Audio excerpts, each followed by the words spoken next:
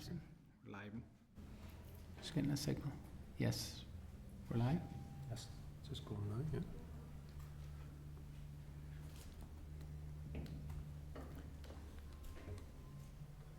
Is it now? Yeah. Okay, members, we're now in open session, and just at the beginning, could I welcome some of the new members that are onto the committee? I know I wasn't here at our last meeting, so you're very welcome, and hopefully that we can conduct today's business. I think the agenda will require a lengthy meeting this morning, so if you are content enough, we'll just proceed through the agenda. So item number 1, which is apologies. Ask the clerk if we have any. Yes, Chair. Matthew O'Toole and John Stewart have both provided notification of apologies. Okay, and members are aware of any other apologies? I don't think that's everybody. Okay, we'll move to the... Sorry, Chair, I'm going to have to leave at 5 to 10, so can I just okay. apologise for Yep, thank you, and thanks for prior notice for that, Michelle, as well. Agenda item number 2, which is declarations of interest. Can I remind members they are obliged to declare any relevant financial or other interest before taking part in the committee proceedings? Do members have anything to declare? No. Agenda item number 3, draft minutes. Could I refer members to the draft minutes of the meeting held on the 11th of March at page 6 of the meeting? Could I ask members if they're content with the draft minutes as penned? Great. Okay, thank you, members.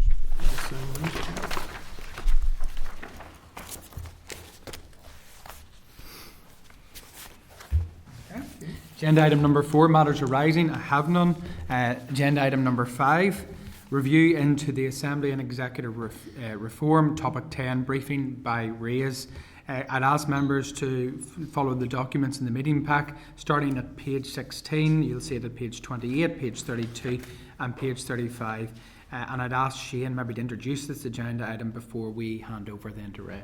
Okay, Chair. Yes, Chair. The committee agreed to undertake 4 reviews. This is one of the 4 reviews. It's a review into Assembly and Executive Reform, and as the first step in that process, the committee agreed to commission RAISE to provide a literature review and also a list of potential stakeholders from which written evidence could be gathered. So just before Ray commences his briefing, I'll also mention in the pack there's some correspondence from UCL and a report. One of the 3 academics that has produced that report contacted me and sent an advance copy of the report, so I've included that in the pack. It's timely in the sense that it provides like a technical analysis of all the reform options. It doesn't come down and recommending any particular options, but provides a kind of a comprehensive analysis, and that's included in the research literature review. So it's just really for members to note that on to the next agenda item, Chair, the committee will consider the implementation of that and other reviews. Okay, thank you. Shane, hand it over to Ray, please, for your briefing. Okay, thank you, Chair, and good morning, members. Yes, so the approach taken really was a desktop review sort of reports produced by think tanks that have previously published on Northern Ireland, along with relevant reports from, for example, the Northern Ireland Affairs Committee in the House of Commons. Online journals, including the Journal of Legislative Studies and Parliamentary Affairs, which we access via the Northern Ireland Assembly Library, and also information provided by the Assembly librarians.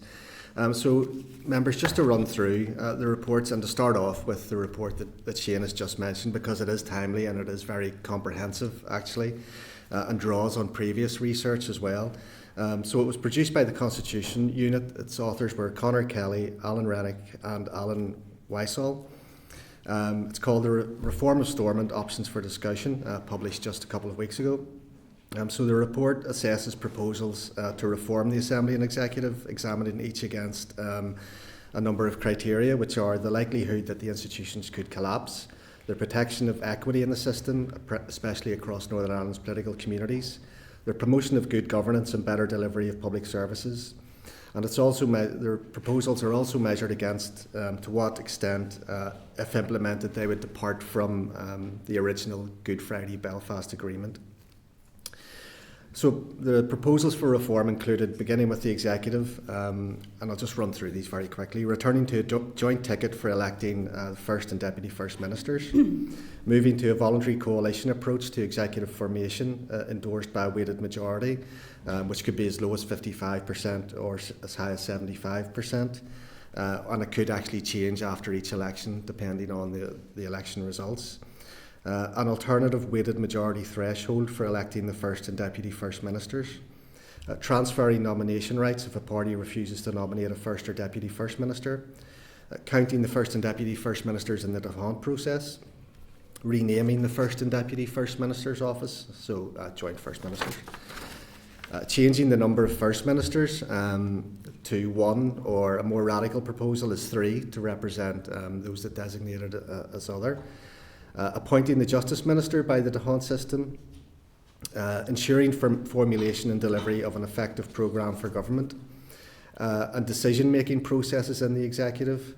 So, for example, cross-community voting, requiring support of ministers from 2 different parties, placing the delay of consideration of issues on a statutory basis. I think the report says that the norm now is that issues can be delayed for consideration by up to 3 weeks, and they're saying, well, maybe a proposal could be to put that on a statutory basis. They then turned their attention to possible reforms for the Assembly, and again electing the Speaker via weighted majority threshold, abolishing designations and moving to weighted majority threshold for Assembly votes, according others the same veto rights as Nationalists and Unionists, reforming the petition of concern, strengthening the official opposition, so for example allowing them more committee chairs, allowing them to bring forward costed budget proposals, giving them greater access to legislative drafting service. And then other strand 1 areas would be, for example, reintroducing a civic forum or allowing civic input through other means, for example, through citizens' assemblies. And then going back further to June 2024, Constitution Unit again produced a report, Northern Ireland Challenges for the Next Westminster Government. And it says that if the institutions again collapse, there's a strong argument for temporary changes to the institutions to enable them to function. It questions whether that could be done through London alone, or it would require cooperation. It says if London was to make these changes without the buy-in, Westminster without the buy-in of local political parties, it calls into question the legitimacy of any changes. It does point out that the Northern Ireland political context is changing, and changes to the institutions may well be necessary before long. Then back in February 2024, we have a local independent public policy think tank, Pivotal. Its report, The Return of Stormont, Time for Real Change, points out that Northern Ireland needs a period of stable government, need to recommit to the spirit of leadership and compromise that underpinned the Belfast Good Friday Agreement. I think that report did focus more on the delivery of public services rather than getting into sort of the architecture of some of the institutions. Northern Ireland Affairs Committee in November 2023 produced a fairly significant report, The Effectiveness of the Institutions of the Belfast Good Friday Agreement. As members are probably aware, it called on both governments to commission a formal, independently led review into the operations of the institutions. And that review should examine the institutions' ability to provide effective and stable government in Northern Ireland, explore the extent to which North, South and East West bodies have supported effective governance in Northern Ireland and have facilitated effective cooperations across the islands, include mechanisms for substantive consultative engagement with Northern Ireland society, and make recommendations on how the institutions could be reformed with a defined roadmap for the achievement of those reforms. It did make a few recommendations. It recommended that the Speaker of the Assembly should be elected by a 2/3 majority of MLAs, that the offices of First and Deputy First Minister should be rebranded Joint First Ministers, and the Joint First Minister elections should be open to any party and also be elected by 2/3 majority of MLAs. Going back to August 2023, the Institute for Government produced a report, Constitutional Change in Northern Ireland, and again similar themes crop up in each of these reports. For example, it says the review of the cross-community threshold.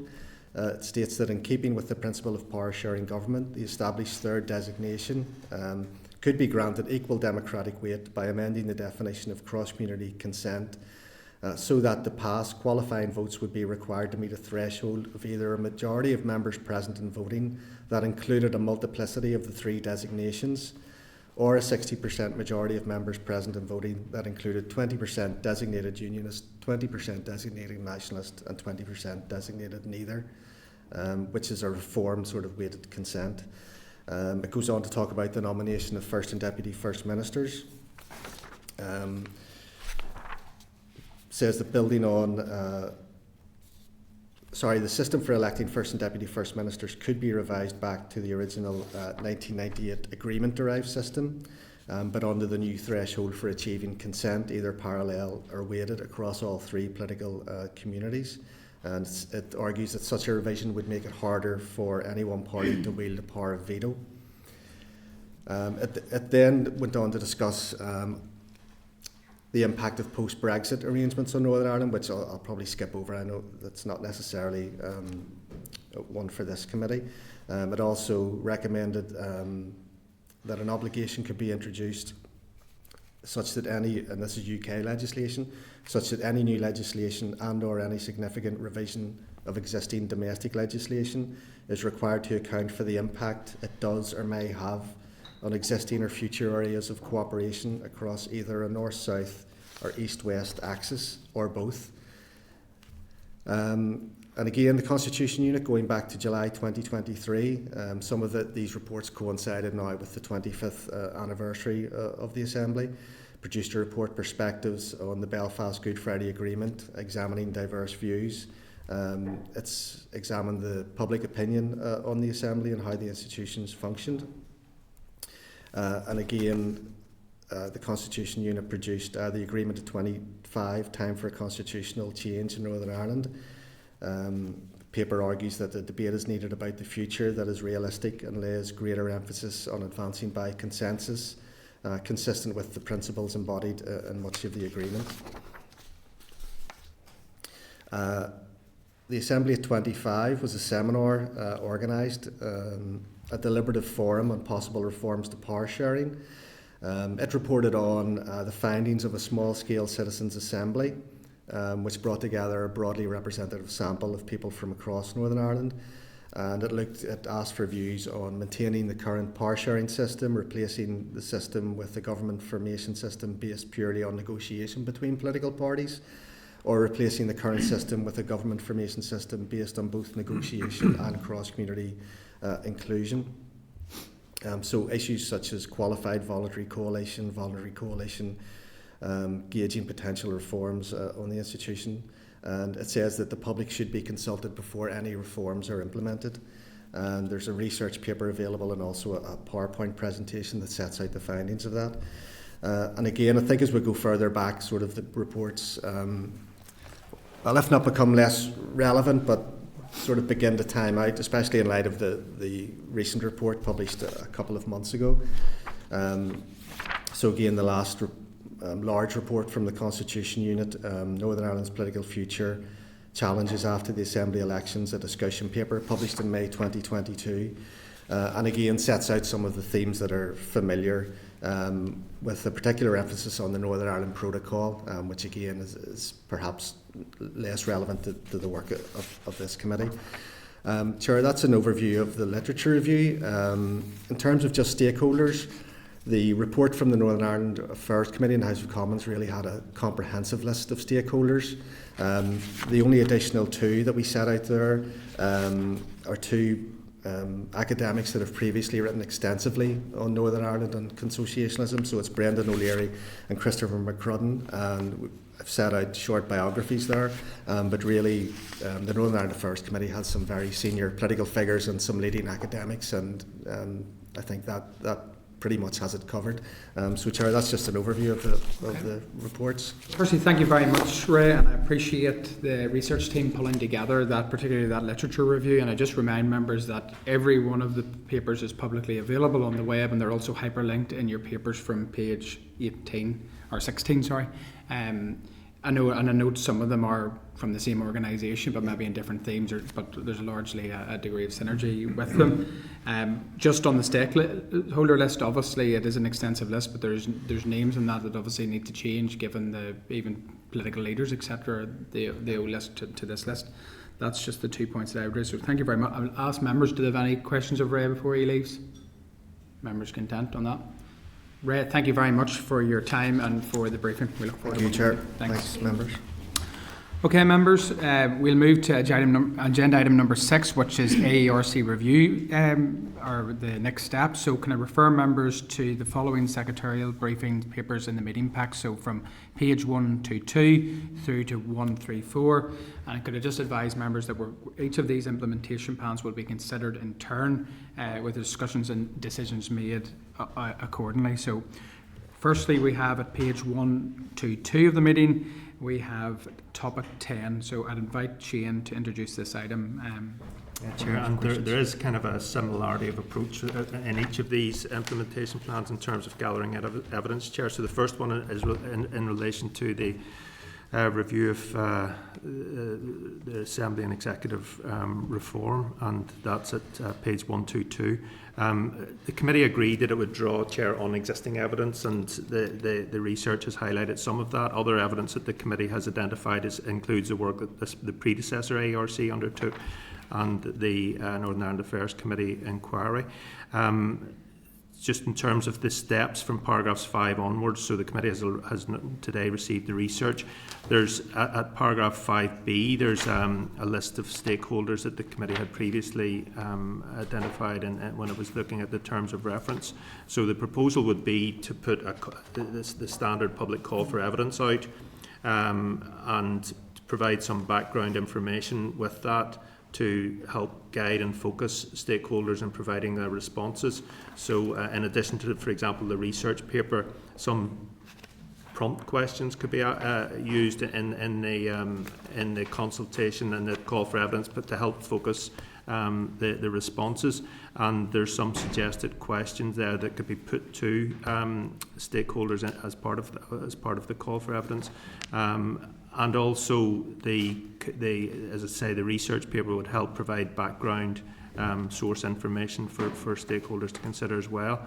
So at paragraph 7, page 124 of the pack, there are some suggested questions that could be included. And I think it's important, Chair, that the committee gets these right in terms of gathering the evidence, that it is then able to identify themes from that evidence. So it's really, if members want to consider those at paragraph 7, just those draft kind of suggested questions, just take a few seconds just to have a look at those.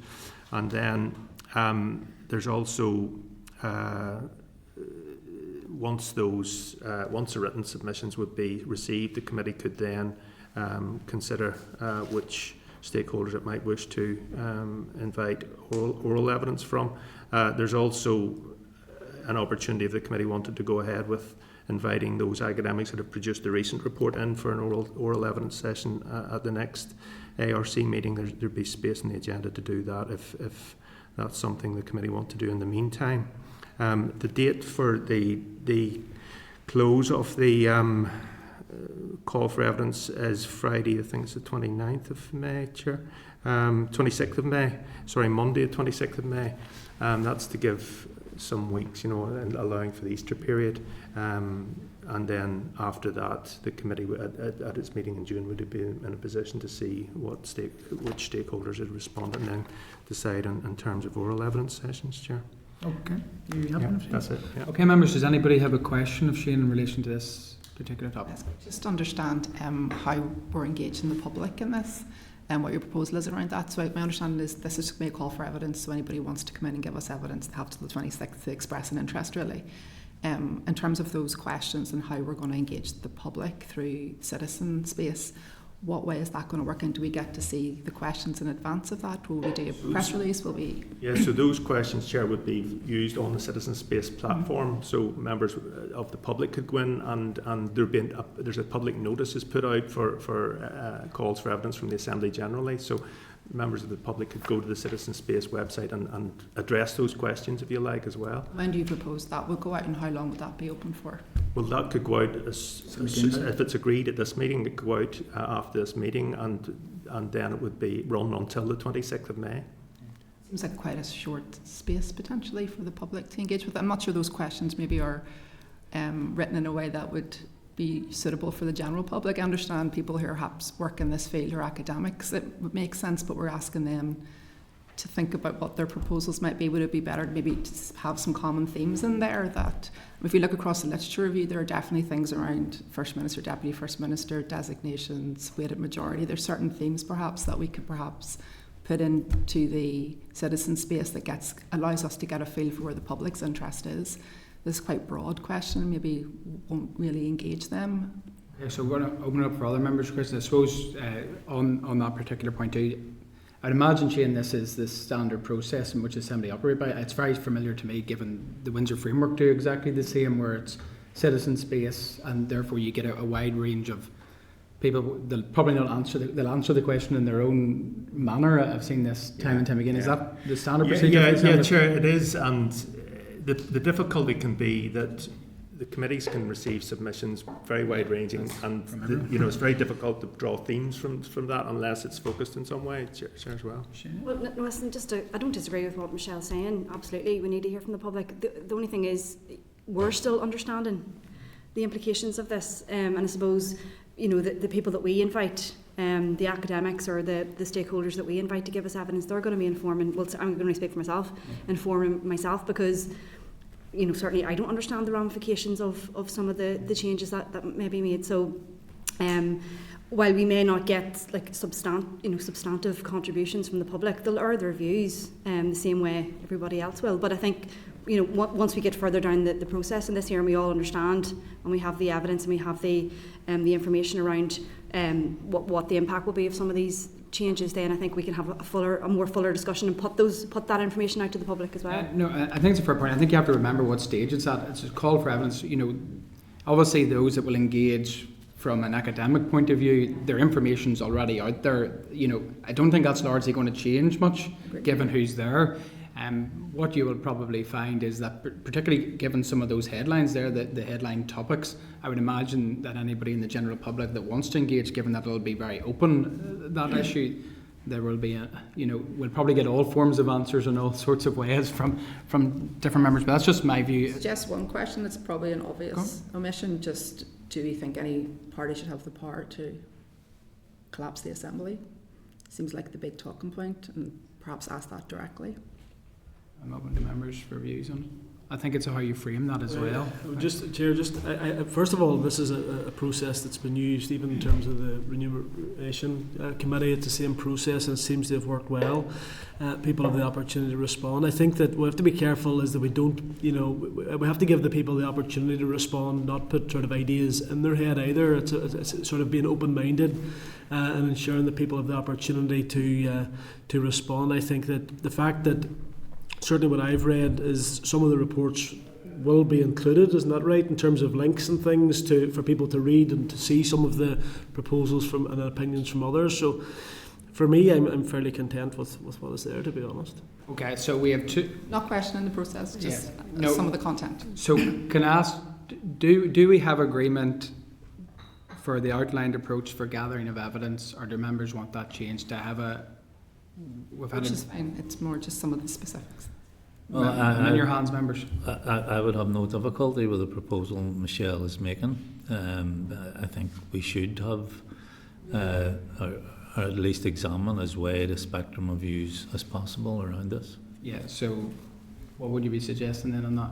So, well, I mean, do you want to change the questions, or what? Or do you want? Well, I'm certainly open to discussion around the questions. I mean, I think we would need to see a proposal, discuss it, and take it away. I mean, all of us are going to have to take all these issues back to our own parties and discuss them. So it's not a decision we could make here today. Yeah. So members then agreed that, particularly when it comes to those questions, that if those questions and suggested questions were taken back, that we could agree that point at a later date. I'm conscious that does maybe knock it down a bit, but are members content with that approach, that we take back those questions, ask members' parties if they wish to submit any particular question that they would like to see added or taken away, or rationale. But I think on Pat's point, it is important that whatever question is asked here is not given a particular steer. It's about gathering of evidence in which the public will inform. So are members content with that point?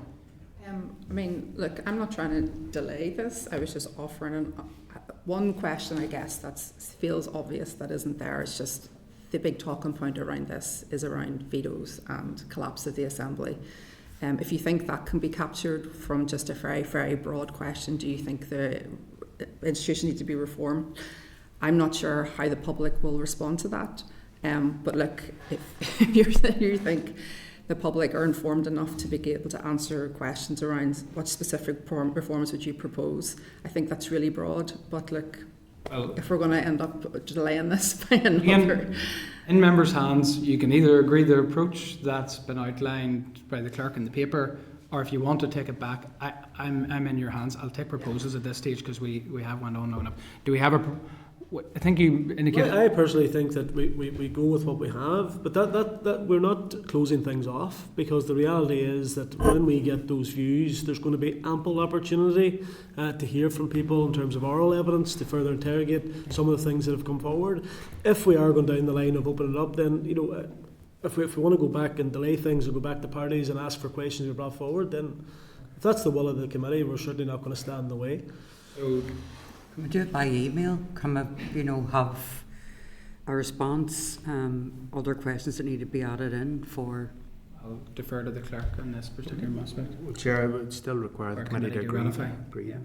So, I'm not... Go with what's there, honestly, because... I'm not... I think actually it will become apparent, and that's how I view that in terms of anybody that wants to answer on this. So, look, I have a proposal for the outlined approach to gather evidence. To have a seconder for that approach?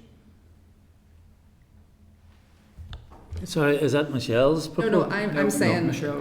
we're not, like, I don't want to delay this. I think we're going to get to a place where we're going to end up doing this. So let's just go forward today and get this issue. So I don't need a seconder. Do we have agreement with that approach? Yeah, I'm not going to divide on this. So it's not. Members can Okay, thank you, members. Okay, we will go to review of Assembly. Sorry, Chair, can I just sorry? check, is the committee agreed on the other steps then? Does it want to go ahead and get an oral hearing from the academics on their report? Yeah, there's no reason why not. I think that's everybody's agreed on the approach. Okay, next one, which is page 128 of the meeting pack, which is the cross-cutting executive strategies. So I'll invite the clerk to introduce this item. Yeah, Chair, again, it's a similar approach, but just to draw members' attention to the tabled correspondence from the Executive Office. So members will recall that this review proposal on Assembly Committee engagement on cross-cutting executive strategies and the subsequent one on Westminster statutory instruments that have impinge on devolved matters, those two review topics were suggested by TEO. So when the committee considered the draft terms of reference for the two reviews, it agreed to send those to TEO for consideration before it finalised them. And TEO has come back to say it's content with the draft terms of reference for this one and the next one.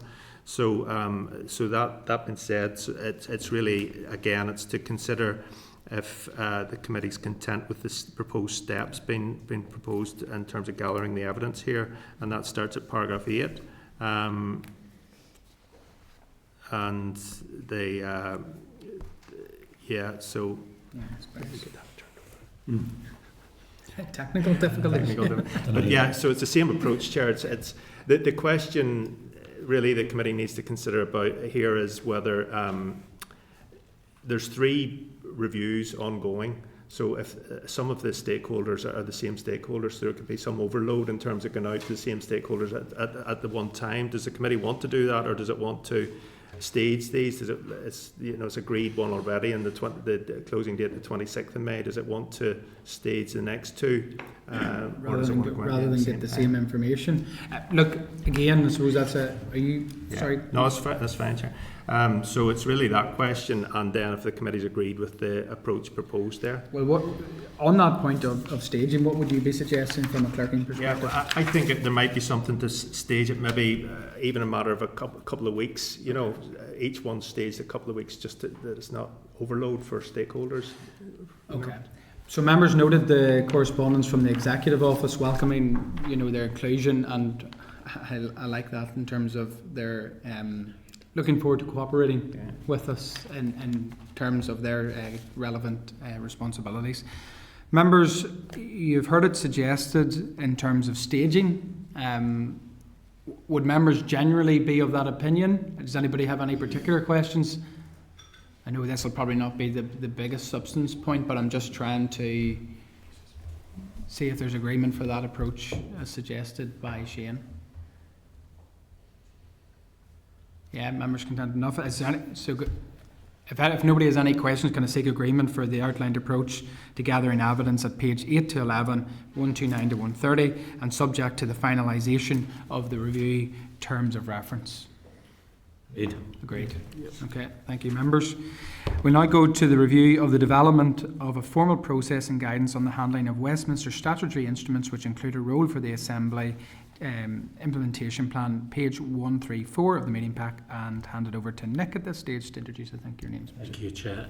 So as per the last two, this implementation paper follows the same format as the others. Committee agreed at its last meeting to have a look at this issue and to review on. This was an issue brought forward by TEO, and just as a reminder, this is around statutory instruments that are brought into power in Westminster but have some sort of role here in Northern Ireland, and it's how they aren't currently scrutinised and perhaps how the Assembly can engage more with ministers here and in Westminster in the future to try and get more scrutiny of those. On page 35, as per the other two papers, paragraph 7 to paragraph 13 outlines the approach to gathering evidence, and again that would be in the form of seeking written evidence rather from those listed, and then also issuing a public call for evidence in the same manner as the other two reviews. And again, there are a list of suggested questions to be used in the call for evidence. This topic is a little bit more technical, and so therefore I think we would not expect to have a huge amount of response from the general public on this, but you never know. So obviously the questions reflect that in that they are a little more technical in nature.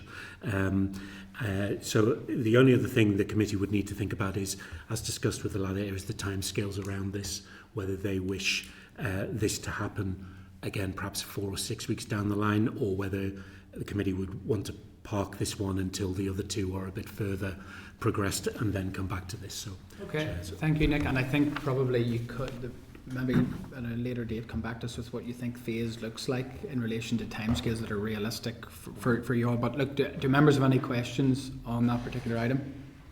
No. If so, can I seek agreement for the outlined approach to gathering evidence at page 7 to 13 and subject to the finalisation of the terms of reference, review terms of reference? Members, agreed? Chair, it'd be useful just if the committee could agree those terms of reference now, because TEO has come back to the terms of reference for the review of the cross-cutting strategy scrutiny and also the handling of Westminster statutory instruments, Chair. Okay, and you want to do that? Yeah, just to agree them now. Yeah. And then, yeah, because members agreed? Agreement? Okay, agreed. Okay, could I also ask members, that a draft implementation plan of the review of arrangements for Assembly members' participation in interparliamentary and international bodies, topic 14, be prepared for consideration at a future meeting? Members content? Content. Okay, agenda item number 7, correspondence. I have none. AOB, again, I have none. Do other members have any other business to do? No? Okay, if that's the case, we'll have a date, time, place of the next meeting.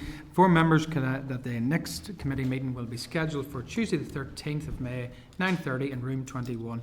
Thank you, members. I adjourn the meeting and have a good day in the Assembly. Well. Committee Room 21. Sound.